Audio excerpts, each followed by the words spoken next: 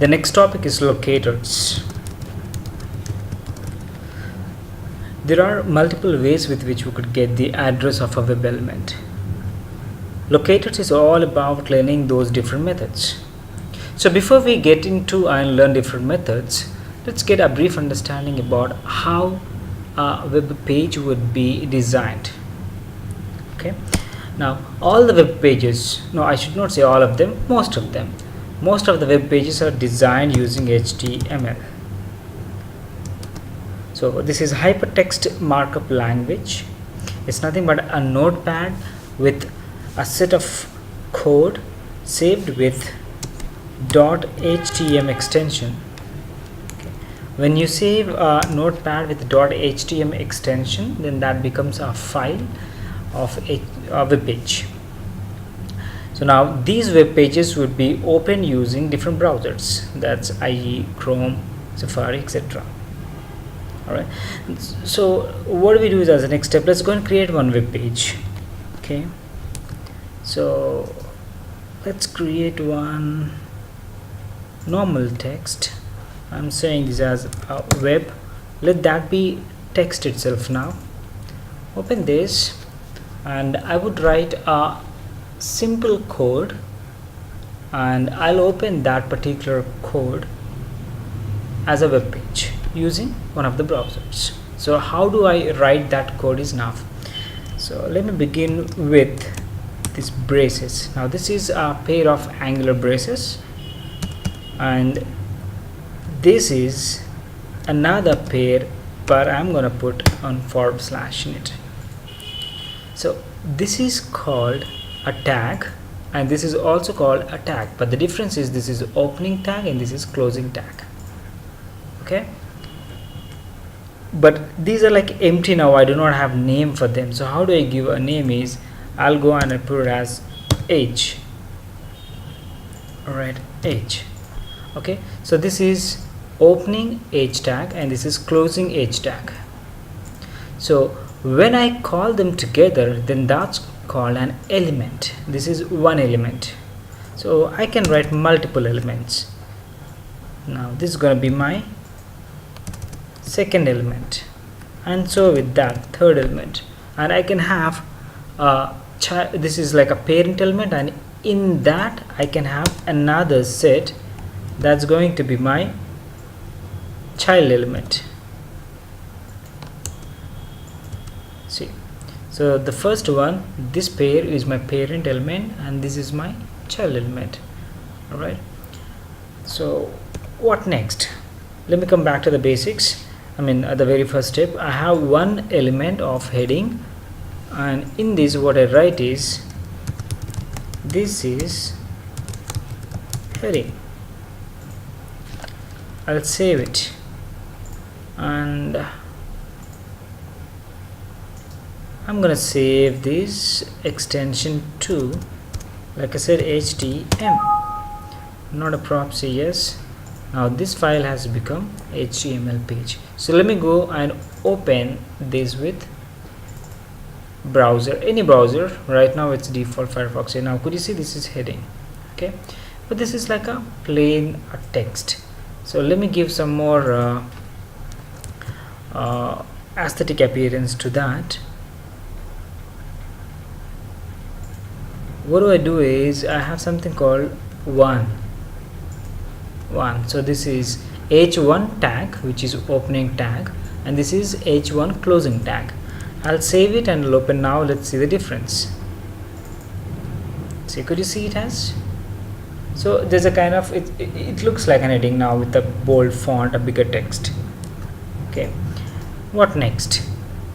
Next is, if I have one particular element, it's fine, but what is that if I have two? So let me change this from h1 to h2 so that you could witness the difference. Okay, let me go and open this now.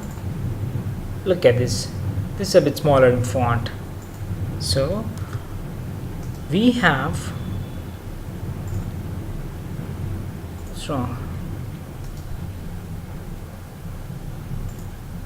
Alright, So if we look at this, we have two elements now, which is of h1 and h2.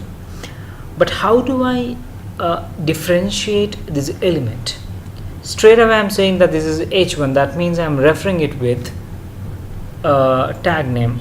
But if I have both of them as h1, now how do I differentiate that? I have two elements, but do I have any way to identify these uniquely? No. Now comes the concept of attributes. So we are done with what? We have seen what are tags now, and then elements.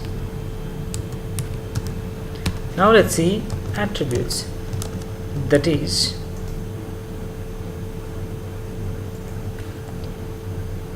in the opening tag of an element, I could give one attribute to this particular element. How is that I will be able to give the attribute? Is first give the name of the attribute, that it could be id equals to, and what should be the id? Let's move it as 1. Now for the same thing, I'll put it as id equals to 2. Now I made a differentiation. So let me go and pick the element of id equals to 1. So what is that I'm referring to? This is the one I'm referring to. Now let's save it, right, and open it up once. See, I have it.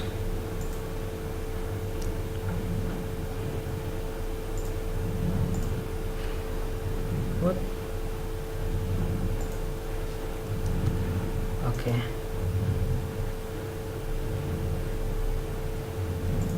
Done. Oh, what is the next concept? We are done with attributes. 2.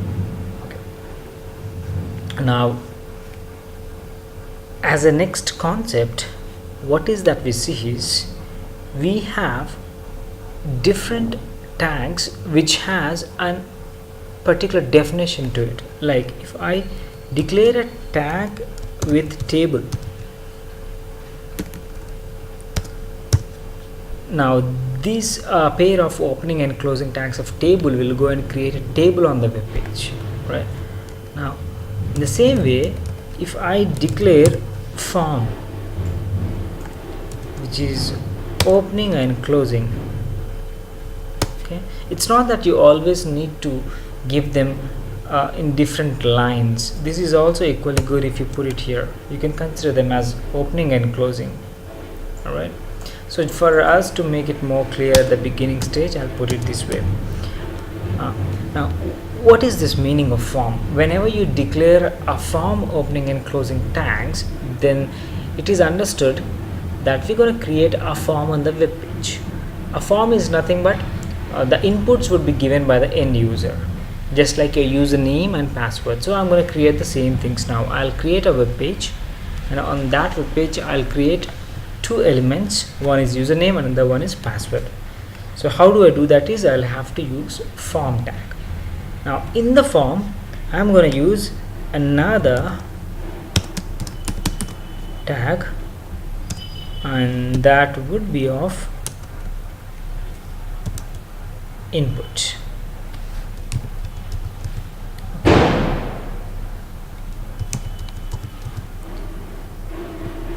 But this is of what type of input? So I'm going to give a attribute.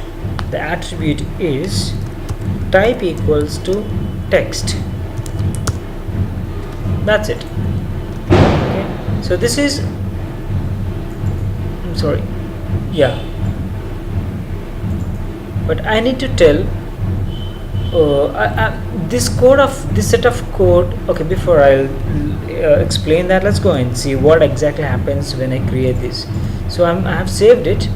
So one is for username and another one is for password. Let me put it that way.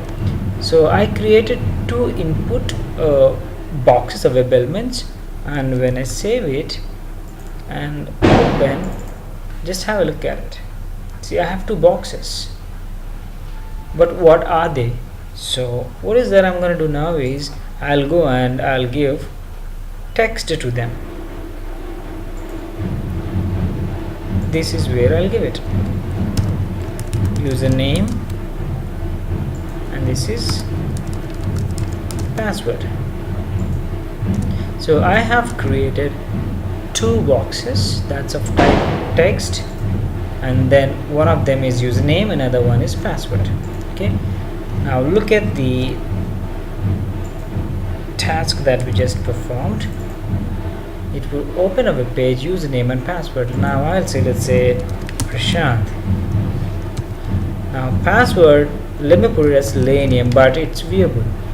Is this acceptable? When you say password, you should not get the text, which doesn't have any meaning if it shows the text, right? So what we do in this case is I will have to go and change something, and that something is type is not text for password, but it is password itself.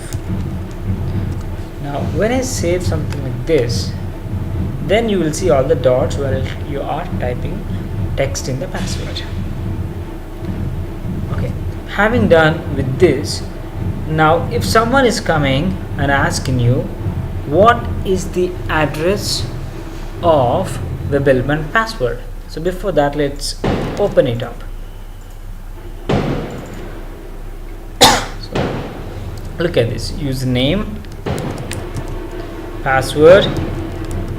Okay, so I just gave you a very high level thing about how do we create a form and how do we create a web elements on the browser. But there are n number of rules and a lot. It's like a language in itself. So you could imagine how things would be in a language. Okay, but as a brief understanding about it, I have shown this. Now if someone is asking you what is the address of this username, okay, then it goes like this. You will have to end up in saying that the address of this is form and input tag. So it's all about the combination of tags. So first is form tag. Now you don't have to go for this, alright, because they are the independent. Now in form, it begins with form, and in form you have input, and in input do you have any other tag? No. So in input I have an attribute of type, and whose in input tag I have an attribute of type, in that the type equals to text.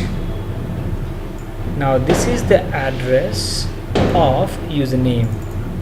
If I want to get the address of password, then it's going to be the same. In form tag there is another tag called input, whose attribute type equals to password.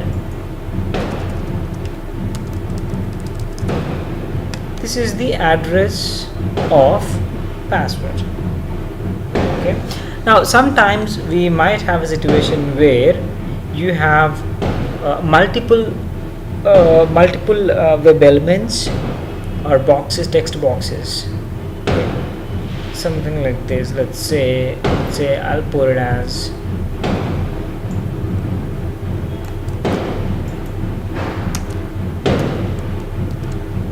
this is not a username but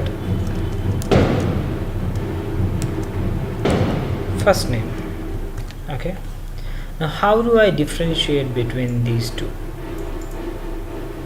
Because my path to figure out the address will go with my tags. So form, input, and I'm giving my attribute for that input, but it's same for both. So in this case we might end up with creating another attribute of name, and now this is name equals to username, and this name equals to password.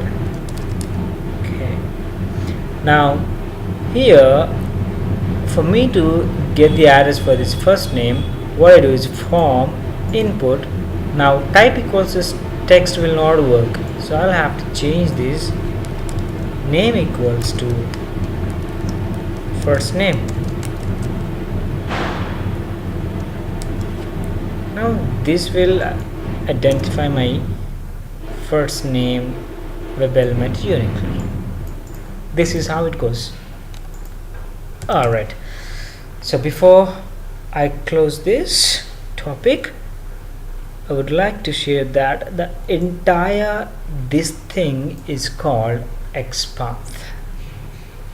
Okay, like I said, there are multiple ways or methods using which we could get the address of a web element. Now this is the address of the web element, or I could say this is the XPath of the web element first name. This is the XPath of the web element password. So XPath is one of the methods with which we could get the address of a web element. Clear? Now when I give the whole address of a web element, then that's called absolute XPath. That is, XPaths are of two types. One is absolute, that means complete address. Okay. Now another one is relative. Okay. Relative is, we're not going to give the complete address of the web element. How is that we give here is, I'll start with double slash. When I give double slash, the meaning is that somewhere there is a tag of input whose name equals to first name. Now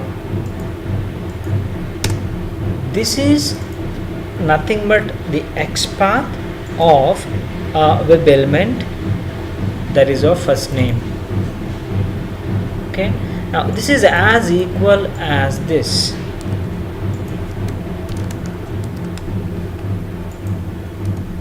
Okay, but the difference here is, this is the right from the beginning to the end, this is right from the middle somewhere. Okay, now this is called absolute XPath and this is called relative XPath. So yeah, this is about it.